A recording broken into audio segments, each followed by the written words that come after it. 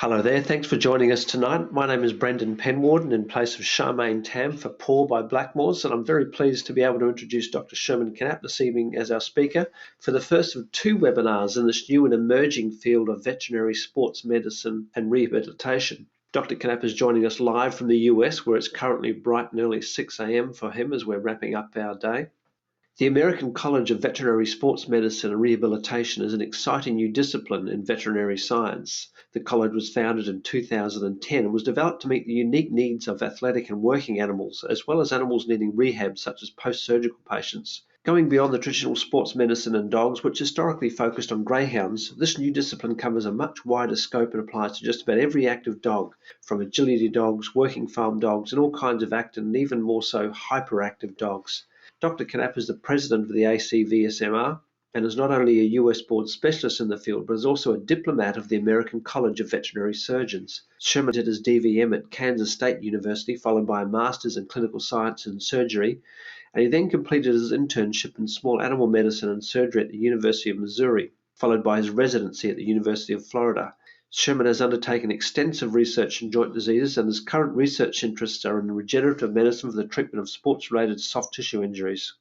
He is widely published and lectures frequently on osteoarthritis, sports medicine, rehab therapy, and canine arthroscopy. He was elected as a founding president of the American Association of Rehabilitation Veterinarians, and he currently practices in orthopedic surgery and sports medicine. He was elected as founding president of the American Association of Rehabilitation Veterinarians and currently practices orthopedic surgery and sports medicine at his practice in Annapolis Junction, which is near Washington, D.C.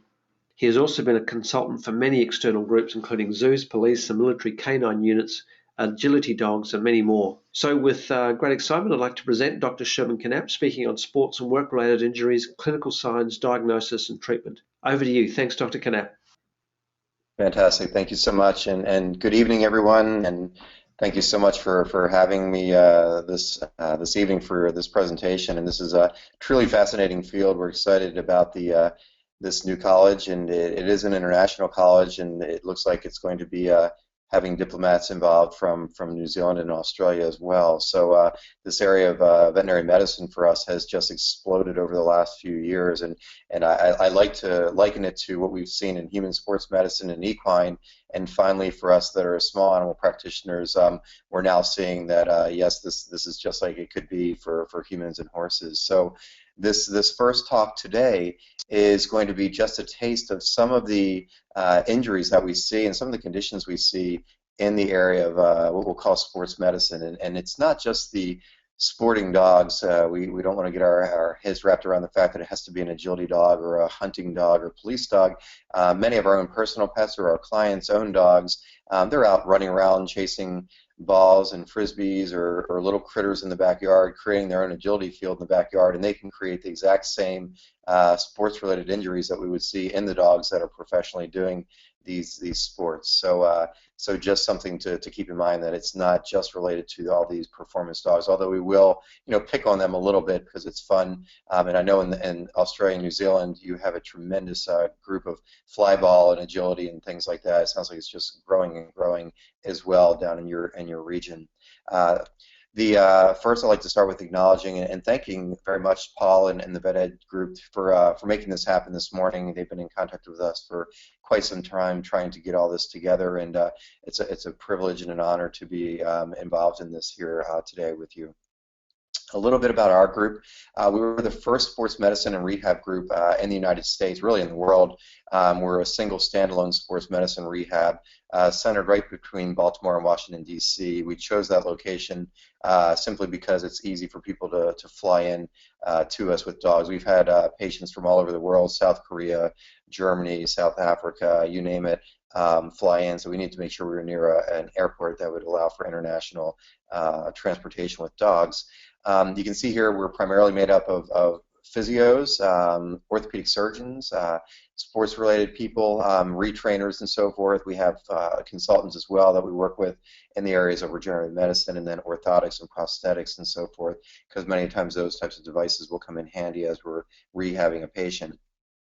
This is just an example of our practice, and if any of you that are listening are ever in the U.S. On the East Coast near Washington, D.C., please feel free to just send us an email or drop a call, and you're more than welcome to come visit. We have visitors from all over the world on almost a weekly basis, either shadowing in surgery or in physiotherapy, or just getting tours and seeing the place. It's very, very unique. 17,000 square foot sports medicine center, and these are just some examples of some of the rooms in our hospital. And this is you think you thought of everything, and then you find that you built these skylights in the runs for some of the rehab physio boarders. And opening day, we found a border collie standing in the windowsill. So leave it to a border collie to find its way into a windowsill.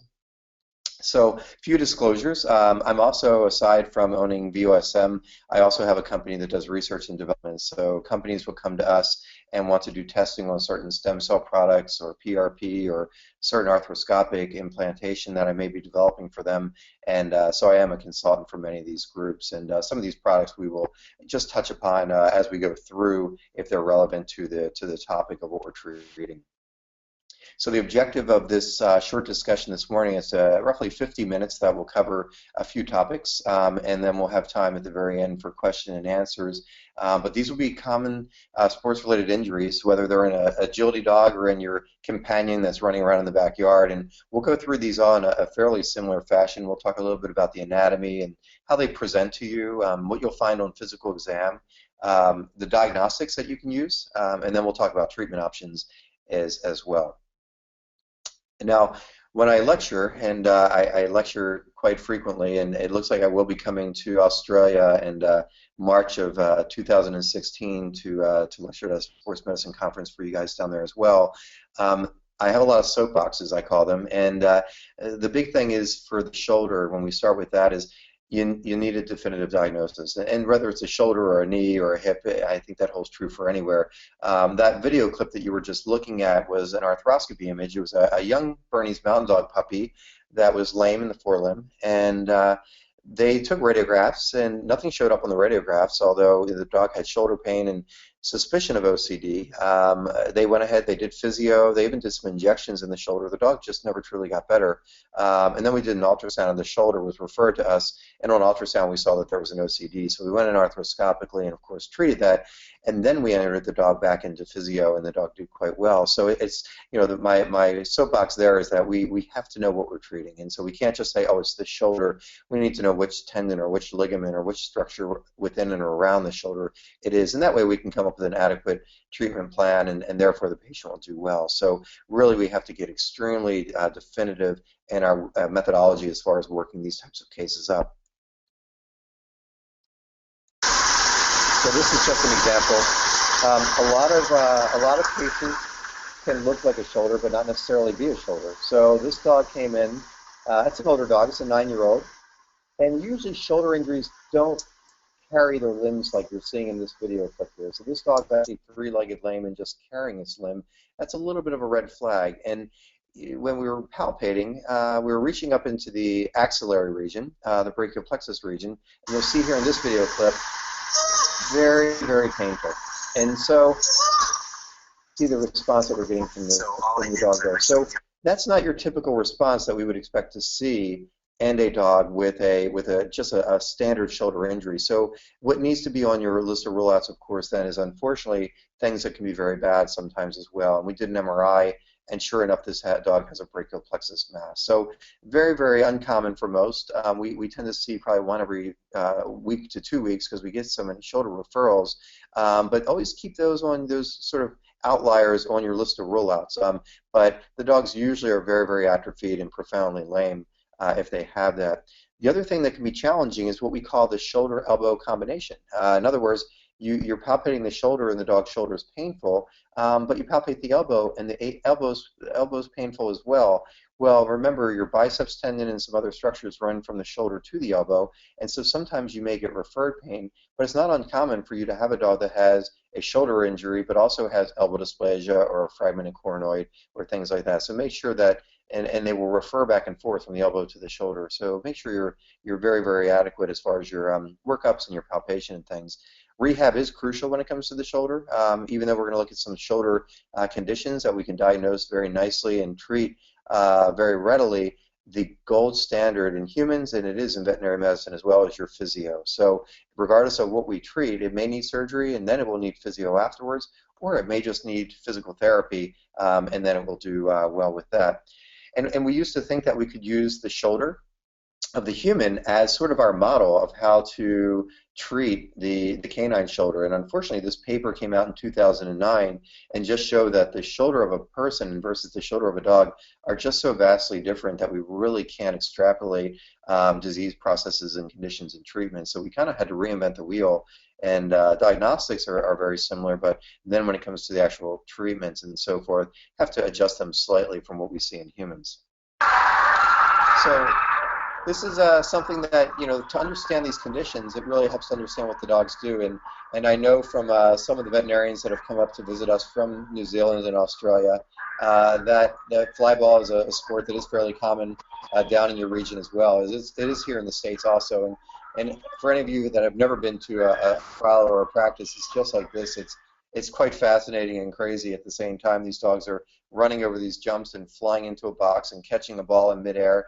And without a doubt, one of the most common conditions that we're seeing in some of these sports-related dogs, especially the ones that do fly ball, is this particular shoulder condition, and it's called a supraspinatus tendinopathy. And this is actually also the most common rotator cuff injury in humans. So any of us that are listening here this evening that play tennis, play golf, swim, volleyball, any overhand sport, this is typically the tendon that's going to get us as well. And we see it in very active dogs. So the way they will present most of the time is going to be a unilateral lameness. The majority of these are unilateral, at least to start out with. They're fairly non-responsive to rest and non-steroidals, meaning that you'll go ahead and you'll put them on some sort of non-steroidal. You'll tell the owner to leash walk and not let them be active for the next few weeks. And as soon as they go back to activity, the lameness comes back again. So it's almost like a broken record because they all sound about the same. So we did a retrospective study over the past few years with Virginia Tech, which is one of the veterinary universities here in the United States on the East Coast, looking at this particular tendon issue in dogs. These were 327 cases. And we saw more and more of these over time. So what I like to think of is, this isn't a new condition. This probably has been around since the dinosaurs, but we were just missing it. So early on, we didn't really know how to identify these. I like to say they were seeing us, but we weren't seeing them. And then finally, as we got better diagnostic capability, especially ultrasound, musculoskeletal ultrasound, while it's commonplace in horses, has just really started to explode for sports-related injury in dogs over the last few years. So as we've utilized that as our primary technology for diagnosing this, we start seeing more and more cases. And as you see here, these cases that we've been seeing, they're not just here on the East Coast. We were getting these from about all over the East Coast as well as other places in the United States. So quite a bit of cases to add up to that 327. Looking here, it can be in young dogs or old dogs. So our range was anywhere from 8 months of age up to about 14 years of age. And you see male to female ratio is fairly similar between the two. And this was a surprise to us. We really thought that there would be more sporting and working dogs, and there actually was the opposite. There was more companion dogs. And here in the United States, very, very common, at least on the East Coast here where we are, owners will take their dogs hiking and running and jogging and really keeping them quite active. And therefore, we're seeing this injury just as commonly in these companion animals as we are in sporting. But as you look over there, agility is by far the most common, and you can see the other ones that you'll see as well. And we used to also think this was just a large dog condition. And as you look here, you'll see pugs and toy poodles and Scottish terriers, and so all sorts of small breeds as well. And it makes sense because little dogs can be just as active as big dogs. So it makes sense that they would get the same condition. But here in the United States, Labrador Retrievers are our most common breed, so that was probably overrepresented due to that. And then not far behind Border Collies because so many do sports as well. So for us to better understand this condition, it really helps to understand the anatomy just a bit. So going back to sort of first year of vet school, if you look here, this is the shoulder of the dog, and you can see that supraspinatus muscle and tendon. It's a very, very large unit that stabilizes the shoulder, and the primary job is extension of the shoulder and advancement of the limb. And even if the dog is just standing, is actually active during the stance phase quite a bit. So when you do your evaluations, and this really holds true for any orthopedic or sports medicine evaluation, I like to do our evaluation standing because I'm feeling for symmetry. I like to feel both shoulders at the same time to make sure that, you know, I'm able to feel if there's a little bit of muscle atrophy or if there's tension on one shoulder versus the other. And then measure your forelimb circumference. So you can just get a tape measure and measure the centimeters in one shoulder, compare it to the other shoulder, and that will give you an objective measure of how much atrophy is there. And sometimes you can't tell if it's the left forelimb or the right forelimb that the dog's limping on. So this is another nice little test that you can use where you can just measure, and if you're not quite sure, obviously if it's a subacute or chronic, you're going to get a little bit of a decreased centimeter mass in that affected limb compared to the opposite one. And then if you want to get very fancy, you can get a goniometer you see in the bottom picture, and you can actually measure the angle of the shoulder inflection and extension. And there is an AJBR paper. I'm not as worried about you memorizing those numbers as you are always compare it to the opposite shoulder, because you normally have a normal to compare to, and that's important for each patient. The other thing I recommend is when you do your workups on these sports-related injuries, do them awake. Lots of veterinarians will go ahead and sedate these patients first and then get their radiographs and so forth. And I recommend not doing that because we're looking for very subtle changes. As we do the stretches, we're looking for spasm or discomfort. We're looking for very, very subtle type things that we may lose if we sedate these patients. But in particular, for the supraspinatus, it's deep shoulder flexion, which is going to be the stretch of that particular tendon. So here's a video. Hopefully you can see this. I'm just palpating directly in on where the tendon attaches to the front of the humerus. And then what we're going to do here, and we see some discomfort in the dog that has this tendon condition. And now we're going to go into a deep shoulder flexion.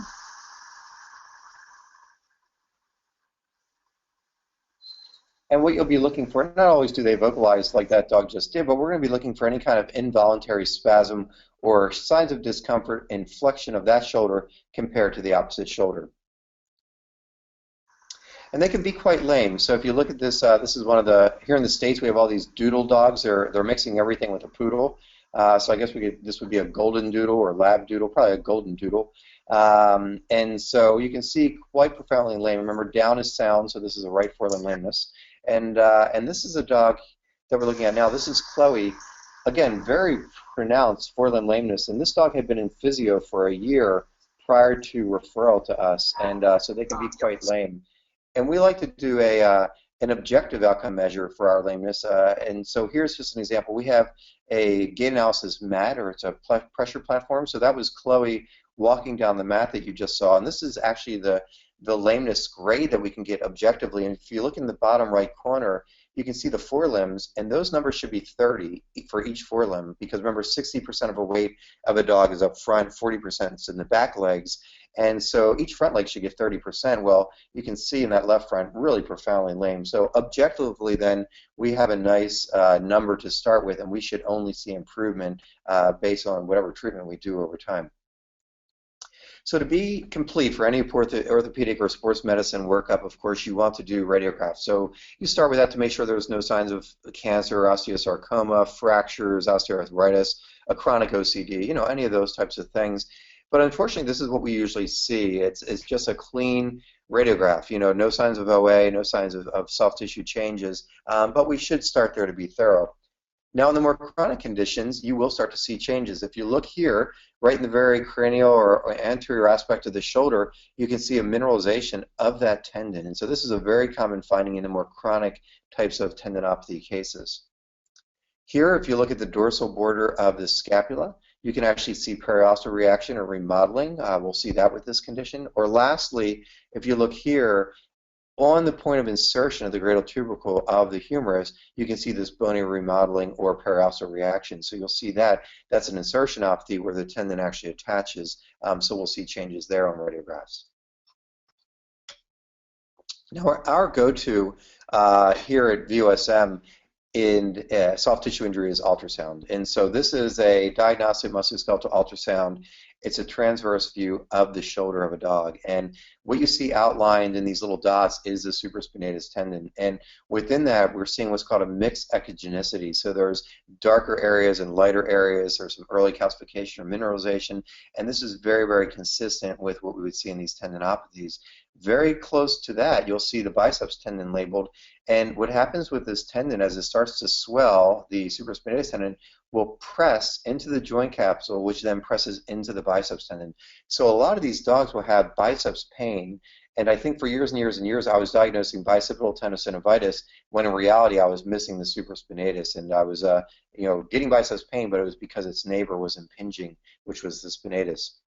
So here's another example. In humans and horses, they may use this term called a core lesion, where you can just see disruption of the fiber pattern in the tendon. And then you can see also very nicely that that biceps is just being squished by the supraspinatus in this view. Longitudinally, then, you can see here to the left, this is a mixed echogenicity. It shows up very, very nicely. And the nice thing about ultrasound is we can get an objective number. So what we'll do is we'll measure the tendon and then measure the opposite tendon to get an objective number, centimeters squared, so we can fall back on that number. And over time, as we treat this, we should only see that this shoulder, this tendon, continues to shrink down to the opposite side, the more normal side. So there's actually a grading scale that we've created, and we're in the process of publishing this, that actually quantifies the shoulder rating scale. This is basically taken or extrapolated from one that's already being used in humans. You can do CT. It's really better for the more chronic type cases where you start to see calcification or mineralization, but if you have a CT in your practice, you could look at it with that. You also can look at it with MRI. So this is a stereosagittal sequence, and you can see the arrow going to the supraspinatus tendon where it lights up very bright when you have this tendinopathy. And here's an example on MRI, a very nice example of that tendon you can see labeled compressing the biceps tendon. So as that spinatus tendon becomes inflamed, it becomes fibrotic, big wad of scar tissue, and then impinges its neighbor, the biceps. If we go in arthroscopically, so we're now looking in the shoulder joint, that was the biceps tendon you're seeing right there, and to the right, that tissue that's pressing into the biceps tendon is the supraspinatus pushing into the joint capsule, which then presses into the biceps. And this is an even better example of it here. You can see the fibrotic changes there on the spinatus region, and look at that red patch on the biceps tendon itself. That's called a kissing lesion, and it just indicates that there's some chronicity there, but a huge bulge to the region there of that supraspinatus.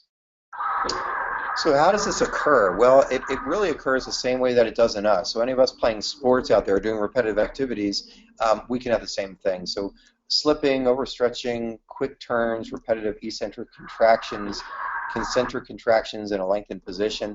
So just doing that sport over and over and over again. And you can see here when you're looking at fly ball and these videos, the amount of force that they're placing, the biomechanical load that's going onto that shoulder and that tendon in particular over and over and over again. So this condition, this tendinopathy, we've all heard of tendinitis. Tendinopathy is a term that they use commonly in people and horses, and we've now started to adapt it in canines as well. And it really, as opposed to tendinitis, it's the best generic descriptive term for the clinical condition in and around tendons. And what we see in the human literature is very similar to what we see in canines, is that it requires lengthy management, and patients often respond poorly to the various treatments that are out there.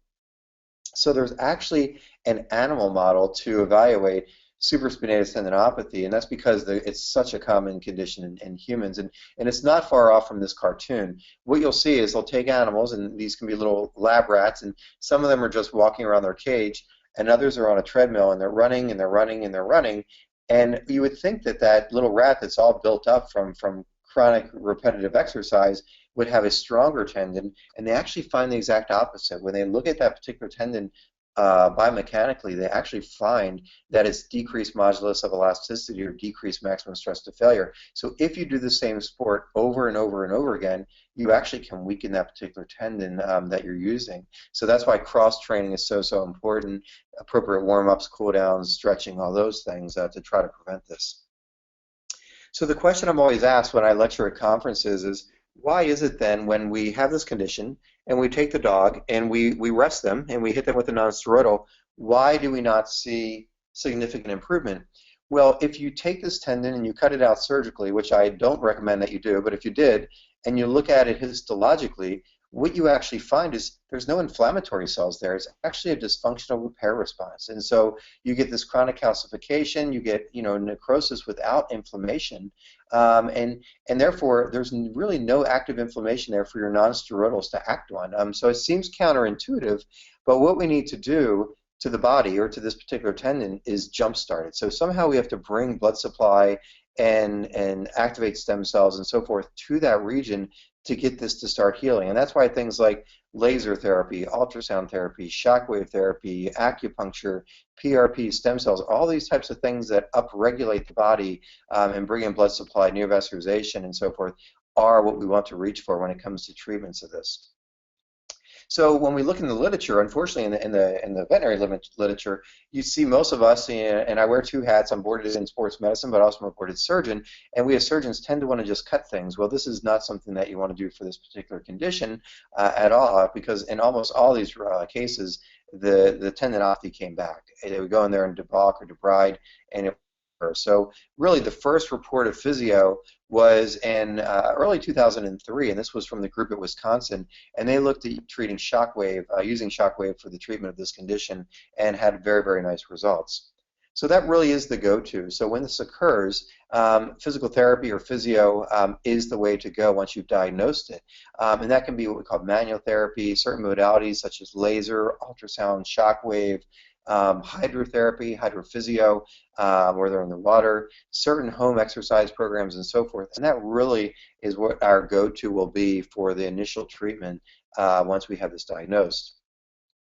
Now, looking at our retrospective study, what we found is that with treatments, 74% of the time, dogs that had been on nonsteroidals and rested, they did not see improvement.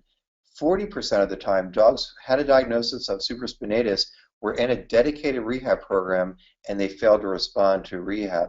And a few of these dogs had an intra-articular injection. Usually it was a cortisone shot, but remember, this tendon's outside the joint, so putting an injection in the joint is not necessarily going to work for us. Excuse me. So our treatment of choice then, of course, if they've not been in physio, or if on ultrasound they have a mild to moderate lesion, we're going to enter them into rehabilitation therapy. If they've failed rehab, or if on ultrasound their lesion is more moderate to severe, we're going to go right to regenerative medicine. And in some cases, about 17%, they came into our practice, we gave the diagnosis, and unfortunately we lost them to follow-up after that. But what we did with these cases that either failed physio or the ones that were severe, we went right to regenerative medicine for those. And this is a combination. We're using a combination of stem cells, and early on we were using cultured adipose-derived stem cells, but we also use what's called stromal fraction. We've also used BMAC, which is a bone marrow concentrate. And the great news is that regardless of your source of stem cells, whether they're fat-derived or bone marrow-derived, we're seeing very similar results. And we're combining that then with PRP, which is platelet-rich plasma, because there's a synergistic effect when you add the PRP to the stem cells, and then you're injecting directly into the tendon, and that's under ultrasound guidance. What we found then, and this is being published as well, we've presented this data around the world, is that 90% of these cases then resolved with the injection of combination therapy. 10% improved, and that 10%, then a few of those had to have the second injection, and then they resolved from their tendinopathy as well. Now, the whole goal for these dogs is to be able to get back to activity, and the last thing you can say to an owner that does fly ball or agility is you have to retire the dog. But what we want them to do is appropriate warm-ups, appropriate cool-downs, appropriate stretches, and we want to teach them appropriate technique. And here you're looking at a dog that is running head-on into the box versus the other dogs which were doing a swimmer's turn, which they roll off of the box. So that's the ideal technique for doing this type of sport in dogs. So if we can train them to do that, we're going to see hopefully less of this repetitive issue with that particular tendon in particular. And then they can get back to doing their sport. So a little bit of education, a little bit of retraining, and that's the same as we see in human sports medicine as well. So we're going to move on to another shoulder condition. And again, I'm happy to answer questions at the end of this in the last 10 minutes. We'll have plenty of time. And this is another rotator cuff issue as well. This is extremely common also. And so the first one we were looking at was spinatus, supraspinatus. This is what we call medial shoulder instability or medial shoulder syndrome. The scary thing with this condition is a lot of these dogs can have this, especially you're looking at this border collie picture. and they just don't show a lot of lameness. These owners will come into you and say, you know, my dog he's knocking bars, or he's not doing his contact work, or when he's herding sheep or working, he's taking these wide turns where he used to turn on a dime.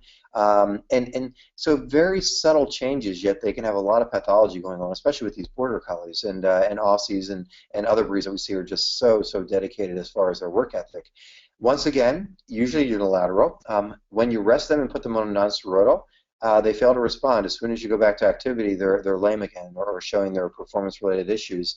So it sounds like a broken record with a lot of these, but they're very similar. So for us to understand this condition, we'll just look at the anatomy just a bit. So now we're to the inside of the shoulder, or the medial compartment of the shoulder, and there's two big structures that we typically see, three total. One is the MGL, or that big ligament there you can see in the center. The next is the subscapularis tendon. It's a very large stabilizing tendon of the inside of the shoulder, similar in humans, and then the joint capsule as well. So any of the three of those structures can be affected to cause this syndrome. Now, this has actually been described for quite some time. Way back in 1998, Dr. Bardet, who's a surgeon in Paris, in France, he first described this and said, you know, 69% of dogs with chronic forelimb lameness have pathology to this MGL. The challenge that we had then back in the 90s is most of us weren't doing diagnostic musculoskeletal ultrasound in dogs, and we weren't scoping shoulders in dogs either. He was a bit ahead of his time in the fact that he was. And then finally, later on in the 2000s, late 1990s to 2000s, finally diagnostic arthroscopy in the dog became more commonplace, and there was a paper that followed by Dr. Jimmy Cook out of Missouri who said, whoa, this is something that is fairly common. We need to pay more attention to this. And the big thing that we want to look at is the way to evaluate this is what's called an abduction test. And this is very, very easy to do, and I'll show you some videos, but essentially you want to put the dog's elbow in extension, shoulder in extension, and then bring the shoulder out into abduction. And you can actually measure that angle, and what we find is around 30 degrees, give or take, is normal. Now, I don't care if the dog's shoulder is 50 on one side, as long as it's 50 on the other side, and it's comfortable and there's no spasm or discomfort. But if we're 20 on one side and 50 or 60 on the other side, that's a red flag that we may have this condition. So just something that we want to consider. So here's an example. Hopefully you can see this video. We're stabilizing the scapula, elbow extension, shoulder extension, and then abduct. And we're going to look for any signs of spasm or discomfort, and then repeat on the opposite shoulder. In this video, we're going to actually measure that with a goniometer, and I want to see that the angle should be around, I'd like to see 20 to 30 degrees. So elbow extension, shoulder extension, abduction, and you can do this awake. I typically do. You'll get the same measurement whether you do these awake or if you do these sedated. So I typically do these awake.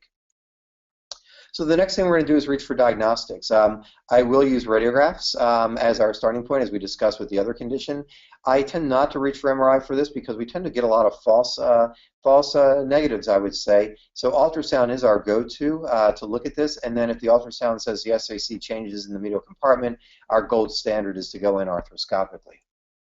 And here's just an example of that. This is actually a dog that failed to identify it on MRI. And you can see here in the top video, I'm putting the dog's shoulder through range of motion, and there's an actual disruption of the MGL, or a tear in the MGL, that we missed on MRI. And I believe that's because when the dogs are under MRI, or having an MRI, they're under anesthesia, everything is static, where you can see here when we're scoping the shoulder, we can do a dynamic assessment of that shoulder. Same with ultrasound. It can be very dynamic and work up as well.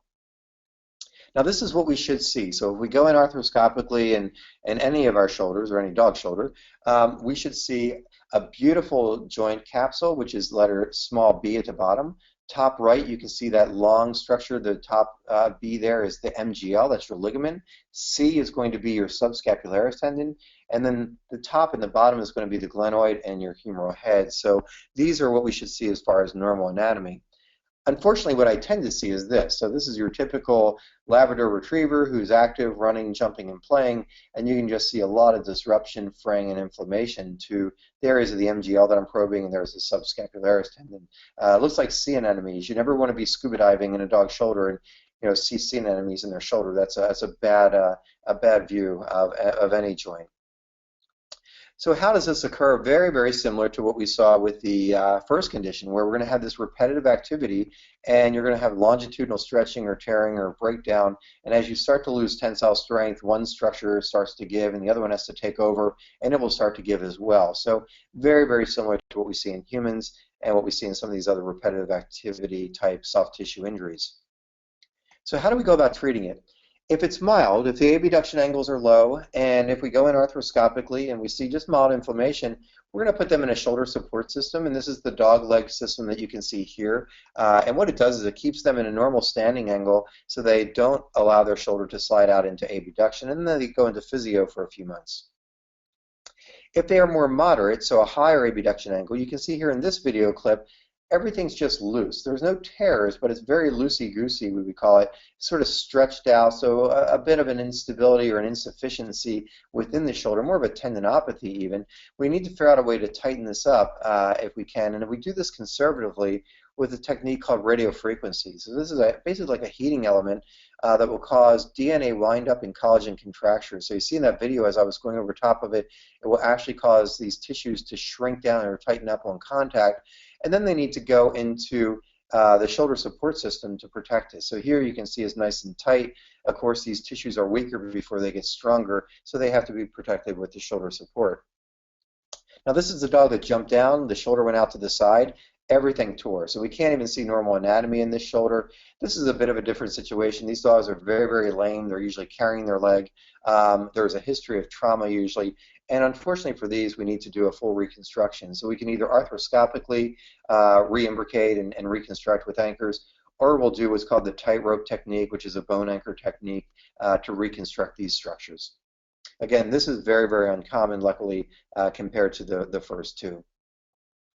The other thing we can consider is stem cell therapy or some sort of regenerative medicine for this as well. So this is an agility dog named Bayer, and this dog was presented with a similar history of, not taking wide turns or sweeping turns, tight turns, and a bit of lameness. And arthroscopically, we went in thinking things would just be stretched out, and what you're looking at here is everything is just disrupted. You can see fraying, the cartilage is a bit fibrillated, and when we come back up here to this video clip, what you're going to see behind the biceps tendon in this bottom corner, right there, the subscapularis tendon is completely disrupted. So we called this owner from the theater and we said, listen, this is a very disrupted tendon. We possibly have to reconstruct, or we can enroll your dog in our stem cell clinical trial we're doing with Virginia Tech and see if we can get this to regenerate. But the only way we can do that is if we go back in 90 days later to confirm that this is healed arthroscopically. Otherwise, we need to go ahead and do a reconstruction. So we entered into the clinical trial. This is 90 days later as a second look arthroscopy. And what you're going to be looking at in the top left as we circle back is there's the tendon that was disrupted, and we can see a nice fiber pattern now to the tendon. We also see this beautiful region of neovascularization to the region of the MGL. So somehow the PRP and the stem cells are bringing in blood supply to areas of ligaments and tendons to allow these to heal. We're seeing this with our partial CL injuries, with other soft tissue structures as well. So very fascinating type findings on these second look arthroscopies. So then they will go into a shoulder protection system. This is the dog legs that we will use. It's created here in the States. You can order these, I'm sure, down there as well to protect the shoulder as they're going through physical therapy. Then they have some degree of pain management. Most of these dogs feel very good afterwards because we've tightened the shoulder up and we're treating the underlying condition. So maybe a little tramadol or codeine for a short period of time to help with some discomfort. But the physio is absolutely critical. It really doesn't matter what magic we do with a scope or with stem cells or PRP. The physical therapy is going to be absolutely crucial for these dogs to make sure that we heal things appropriately and then also strengthen the shoulder and prevent recurrence. And can these dogs get back to activity? Yes, the whole idea is that they should be able to go back to performance in sport. Usually it's a 3 months recovery followed by a month or so of strengthening and then retraining. And this is just an example here. Excuse me, this is Bayer. This was the dog we looked at that had the arthroscopy where everything was disrupted, and this dog was in the clinical trial for stem cells. So we injected stem cells. You saw the second look arthroscopy where things had healed, and this is just a video clip 6 months later at a trial. And again, this dog's years and years out now, still competing at a high level nationally and doing quite well. So we're very pleased to see that these dogs are able to return to their sport and have very good times and no complications. The last condition we're going to touch on in the last 10 minutes that we have is another very, very common sports-related soft tissue injury. Now we're going from the forelimb to the hind limb, and this is called an iliopsoas strain. And for all of you that are listening this evening, if you haven't seen an iliopsoas strain, let me promise you that it's seen you, you just have not seen it, because this is extremely, extremely common. And these dogs will present very similar to a CCL injury. In fact, you'll look out in your waiting room and you'll see the dog, you know, three-legged lame or offloading or towing off on that hind limb, and you'll say, oh, this has got to be a knee. And the dog presents in your exam room, you go to palpate, and there's no instability in the knee, and the hip feels fine, and you're like, oh my Lord, what am I dealing with? Trust me, this is probably an iliopsoas that you're identifying. And I can assure you that as you start to look for these, you will feel free to reach out to me through email or any contact and give me the thumbs up that you've identified these, and it's very easy to find and then very easy to treat as well. So these will present very similar to the forelimb, where it's unilateral lameness typically, non-responsive to your rest and your non-steroidals, and as soon as the dogs go back to activity, they tend to be lame again. So anatomically, so we understand this, it's a very, very large muscle tendon unit. It starts up underneath our lumbar vertebrae.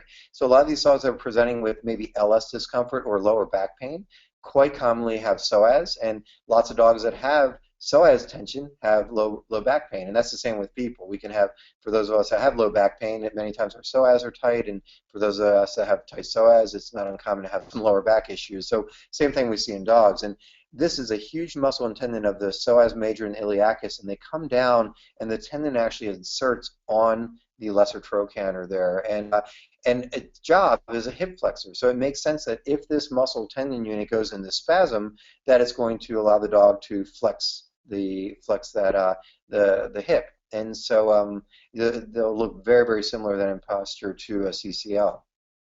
To palpate, there's 3 tests that you can do, and they're very, very simple. The first is the stretch. So to stretch or activate the psoas, you do hip extension, you do abduction with a little bit of internal rotation. And what will happen then is the leg will actually go into spasm, or many times you can't even get the leg to that full stretch of extension, abduction, and internal rotation because it's too uncomfortable for the dog. The next thing you can do is just reach up into the flank area and palpate through the soft tissues to the region of the lesser trochanter or up under the paralumbar region, and you'll actually feel spasm, trigger points, knots, all sorts of pathology that you can palpate there, and always compare it to the contralateral side. If you're just learning how to palpate this, the easy way is have the dog standing, come up behind the dog, similar to these images, put both hands, just gently sort of clasp your fingers up along the flank under the paralumbars, and literally lift the dog off the ground by the back legs in that flank region. And under your fingers, you'll actually feel the spasm or discomfort, and they'll turn and look at you or turn to the side of the spasm, and your technician will feel the dog sort of spasming as well as they're holding. So very, very easy to identify on any of these 3 techniques. Here's an example. This dog actually came through our previous neurosurgeon's department when I was in another practice, because they thought the dog was neurologic, but you saw the response as he reached for that inner thigh up in the groin area, how uncomfortable it was. So he immediately referred the case to orthopedics and sports medicine. So it was years ago, early on for me in early 2000s. And here I am palpating now a little bit of extension, abduction, and internal rotation, and very uncomfortable. Here's another example, reaching up to the inner thigh, way up in the groin area, just gently manipulating that area. And you can see this dog vocalizing. Probably not the best breed to demonstrate this on, because, boy, these dogs walk around in the exam room and throughout the hospital just doing that noise, making that sound anyway. But definitely a sign that you will see when you palpate these dogs. So next step is diagnostics. Typically your hip films will be clean, but on occasion you'll see mineralization or calcification in the area of the tendon. Or here's an example. If you look at the lesser trochanter in the left hip, you can actually see a little calcification or mineralization there in the region of lesser trochanter. It does show up very nicely on CT. We can see this thinning or hypodense region indicating the strain. On MRI, here's the arrow pointing to this hyperintense area that you can see with this strain to the tendon. And our go-to is diagnostic musculoskeletal ultrasound. So if we look at this one in particular, what you're looking at here, the bright image is actually the hip. So we're staring at the coxofemoral joint. And then to the right of that, you're going to see this sort of area I don't have, unfortunately, an arrow activated, but what you would see there is an area of sort of a hypoechoic and hyperechoic at the same time. That's scar tissue and disruption at the point of insertion of the lesser trochanter. And again, we would look at this dynamically with ultrasound and be able to very quickly identify that, yes, this is a strain injury to the iliopsoas. So on ultrasound, this shows up very, very nicely and is easy to compare to the opposite side. So how did these dogs get these conditions? Well, it's really repetitive activity, and this is just a fun example, watching one dog in particular doing a sport. And this is what we call a flying disc competition here in the United States. So hopefully you can hear this music on the audio, but there's actually speakers on the field, and these dogs actually have to compete catching their flying disc while the music is playing in the background. And what you should do is count how many times this dog pulls its iliopsoas as he's doing this activity.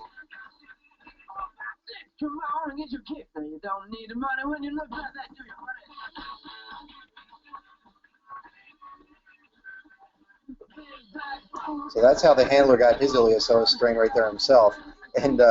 And it's very, very common both in humans and in dogs. And in fact, I know here in the United States, soccer is extremely common. I know soccer, football, we would call it, and World Cup, so forth. The women's World Cup's going on right now.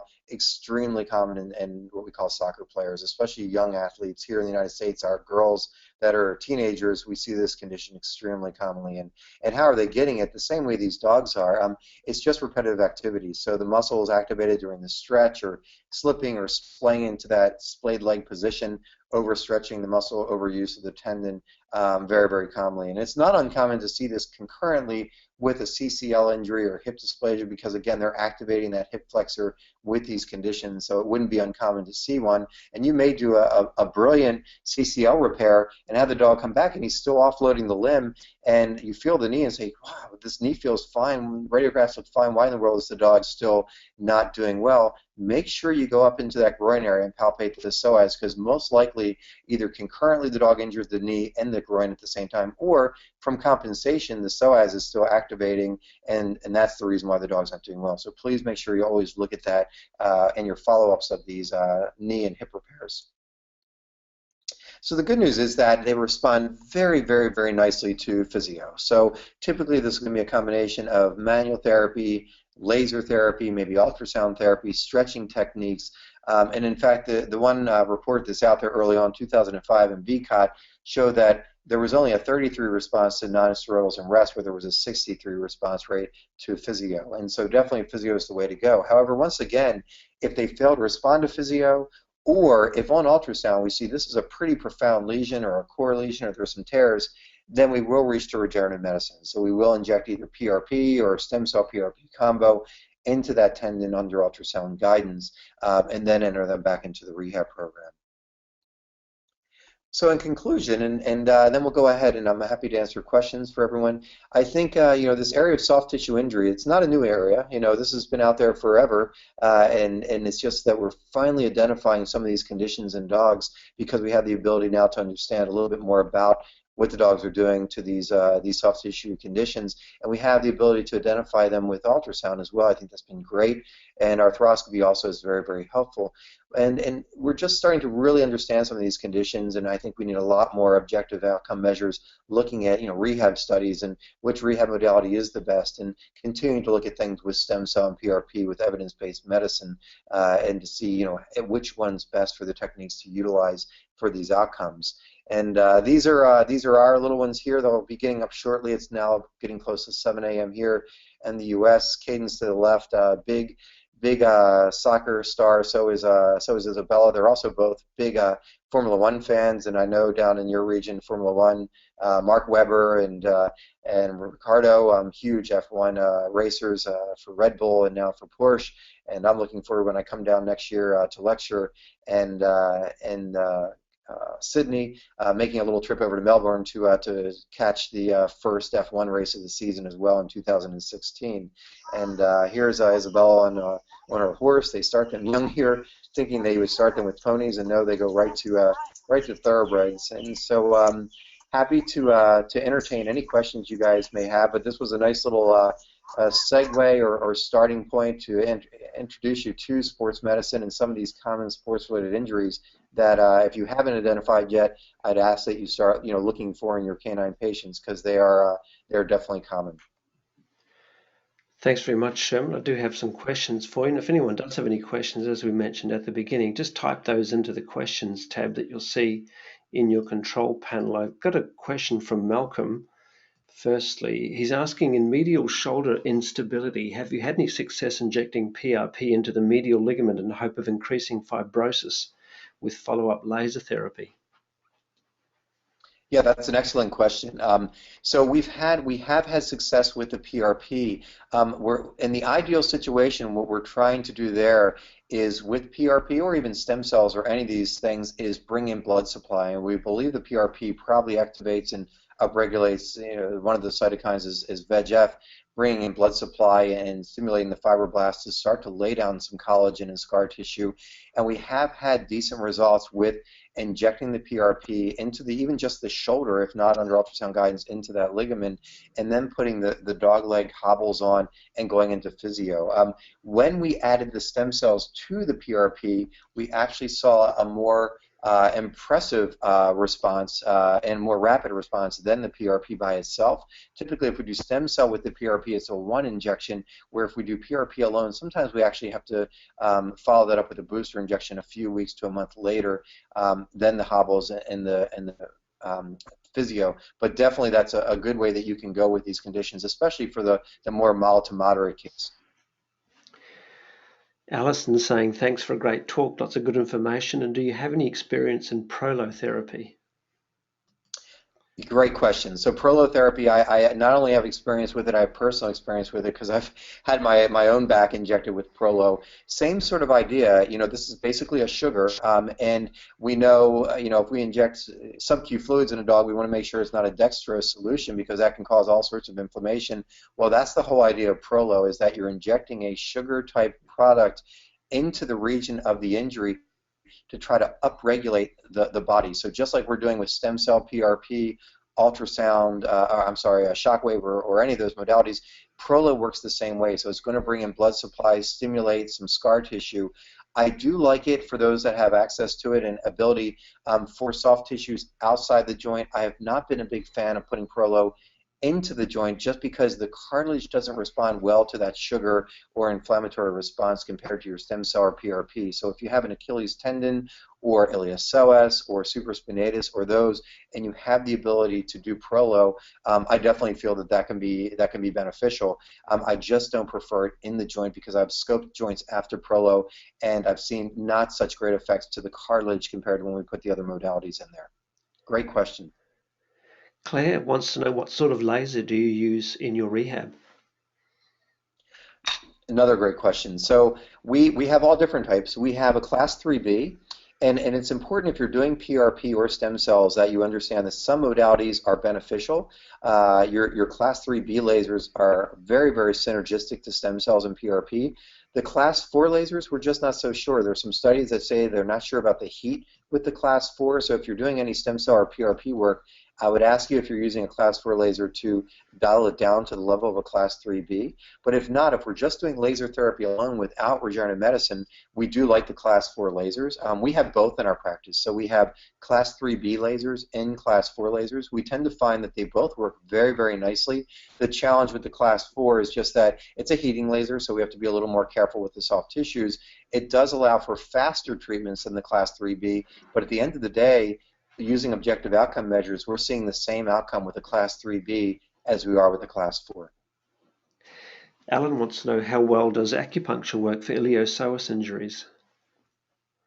Very, very nicely. So acupuncture, and remember, and that's a great question, the dogs will also have paralumbar or lower lumbar discomfort, so that's another site that we'll want to concentrate on doing acupuncture or chiro or even massage or trigger point releases. You can use acupuncture and you can also do dry needling. So if you're familiar with acupuncture and you can feel the trigger points on palpation, you could even dry needle those areas to do trigger point releases for the iliopsoas. So another very nice technique.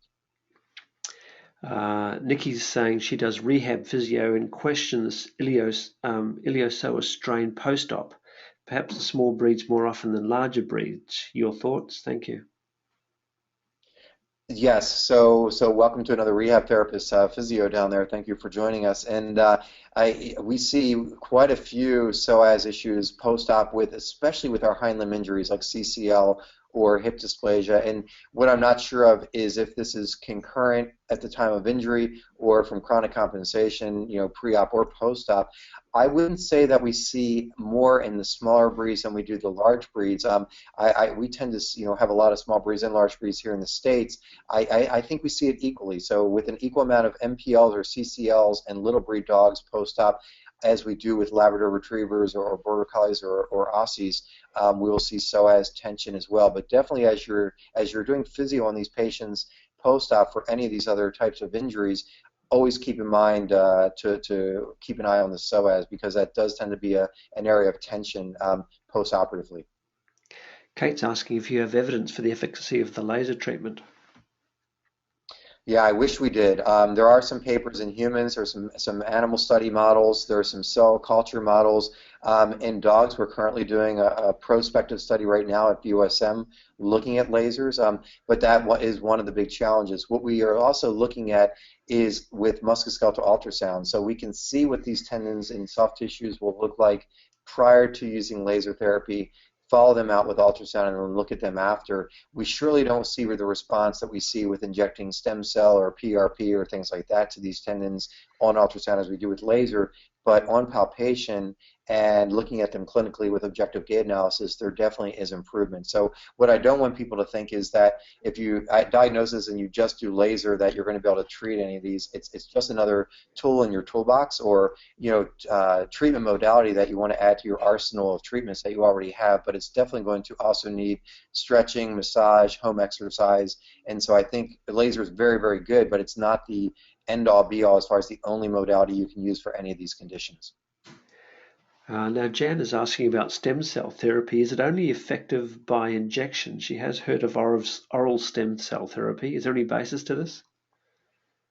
So stem cells, we used to think that there was a homing, and that's a nice question. We used to think that stem cells had the ability to, almost like a GPS, to find their way to the disease. So we thought, okay, if we just give them IV or orally or sub-Q or in the region of the injury, that they would find their way there. We now realize that that's not how it works, that through radio-labeled studies, we find that if you just give them in a region, they make their way to the bloodstream and then to the liver, the kidneys, the lungs, and then they're gone. So you really do have to get stem cells to that targeted location. So if it's a joint we're treating, we need to give them directly into the joint. If it's a tendon, like an Achilles tendon, we need to give it directly into that tendon, and so forth. So unfortunately, we're now finding that through radio-labeled studies that these stem cells don't quite have the GPS that we once thought that they did. So we really need to make sure we're giving them directly to that source, to that site of pathology. Would you recommend ice therapy be used in treating or settling down the iliopsoas strain? You can if it's early on. So if you catch this injury acutely, you could use a little bit of ice. Unfortunately, most of the ones we see are more chronic in nature. And some dogs, if you try to ice that area, it's a fairly sensitive area. And so some dogs do not respond favorably to ice. But if it's an acute injury that occurred right there in the field and you catch them straight away, some ice can help. Sometimes, if not, if it's more chronic, heat to that area, just adding a heat, little air will soften the soft tissues and allow you to start getting in there a little deeper with your massage and your stretching. So, but if the dog will tolerate ice, I think, and it's an acute injury, there's no reason you can't try that. Stephen is saying, great presentation, Sherman. He's noted in the case presented of supraspinatus disease, it had concurrent DJD in the shoulder. He's saying this has been his experience also. Do you routinely scope the shoulder for supraspinatus tendinopathy? And what percentage in your study had concurrent other shoulder pathology given the role of supraspinatus and joint stability? So that was an absolute brilliant question, and I compliment you on noticing that radiographic change, and also asking this question because our 327 case retrospective that we're publishing had exactly your question. So let me share with you the numbers. Of dogs that have a supraspinatus tendinopathy, 48% of them also had medial shoulder instability. So it's the chicken or the egg. We don't know if the medial shoulder started to go first, and then the supraspinatus became, had to further stabilize the shoulder, took over, and it started to break down, or vice versa, the spinatus went, and then the medial compartment, or if both just go simultaneously. We don't know. I don't routinely scope these straight away, so the ultrasound is first performed. If we see the supraspinatus, we know we're dealing with that, and then they'll look at the medial compartment on ultrasound to say, yes, we see inflammation or some disruption or changes there that indicate that I should drop the scope into the shoulder to then look for medial shoulder. Also, of course, palpation will lead you to that idea of scoping as well. The other thing I want to share with you statistically is of the 327 cases that had supraspinatus tendinopathy, 40-some percent, I think it was 46%, had elbow pathology as well. So elbow dysplasia, elbow arthritis, FCPs. So did that elbow disease lead through chronic compensation of chronic shoulder, or did, again, they just happen to get both conditions over time? So I definitely encourage you, as you do these workups, look at the elbows closely as well, because 40-some percent of these dogs that we diagnosed with the spinatus had elbow pathology. So great question.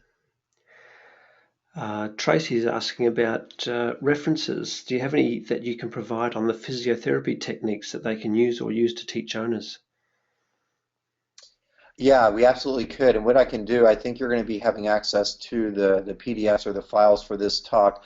What I can do is I can have my coordinator list a bunch of the references that we have. And also, if you have access to this talk, then the PDFs at the bottom of those slides have references for these physio applications and so forth. Some of these are human related, but I will make sure I track down and I can make a list of ones for canine as well, and get those to you guys. All right, if anyone is watching the recording of this, we may have generated those already. Otherwise, come back in perhaps a week to see if they've been collated by then. Lizzie's got a question about Cartrophin. Is there any place for it for these injections, subcutaneous? Absolutely. It's a very, very good product, especially for if we're treating underlying joint disease. I think that was a product that we'd be reaching for. Again, I think having that as a tool in our toolbox of our multimodal approach for treating especially osteoarthritis, I like that very, very much. So definitely another modality that you want to add to your regimen of treatment. Durell is saying excellent talk. So many more modalities to use. They use a laser AP class 2B.